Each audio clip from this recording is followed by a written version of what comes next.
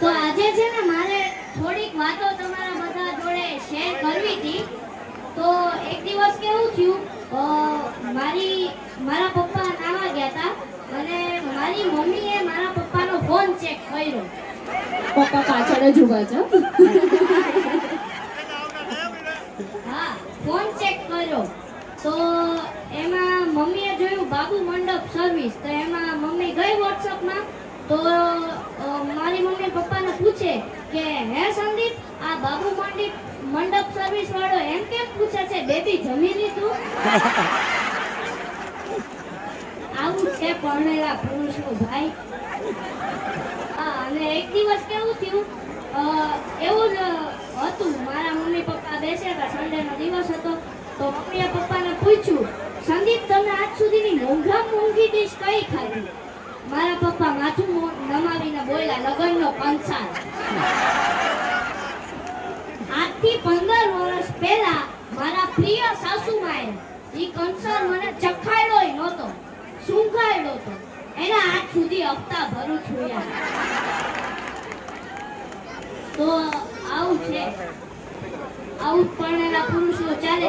તો ચાલો, મારી આગળ એક શાયરી છે અને શાયરીથી હું તમને પરમ સત્ય જ્ઞાન જણાવવા માંગીશ. તો સાંભળો.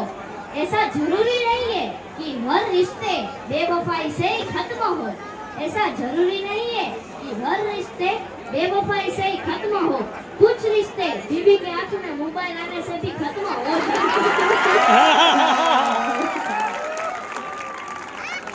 મમ્મી ક્યાં છે? મમ્મી ક્યાં છે? मम्मी काजी। आम बेस। અચ્છા, mummy candy have you here? Mummy, where are you mummy? Hats off to you ma'am. તો એક દિવસ કેવું થયું, મારી મમ્મીએ પપ્પાને પૂછ્યું કે સંદીપ મારો વજન બહુ વધી ગયો છે, કાંઈક કરો ઉપાય, કાંઈક થાય તો કરો. તો મારા પપ્પા કે વજન એટલે ઈ એક વર્ડ નથી, આખું સેન્ટેન્સ છે, વાક્ય છે. તો મમ્મી કે લે વળી ઈ કઈ રીતે? તો પપ્પાએ કીધું, વો એટલે વધારે, જ એટલે જમવું, ન એટલે નહીં, વધારે જમવું નહીં. આ અમે તને સમજાવીએ છીએ પણ માનવું તો છે નહીં. કાંઈ નહીં. ચાલો. Let's have a huge round of અને જો તમારે વધારે જોક સાંભળવા હોય ને તો મારી ચેનલ છે YouTube પર શિવની મોજ. Please like and subscribe. Thank you so much. Thank you.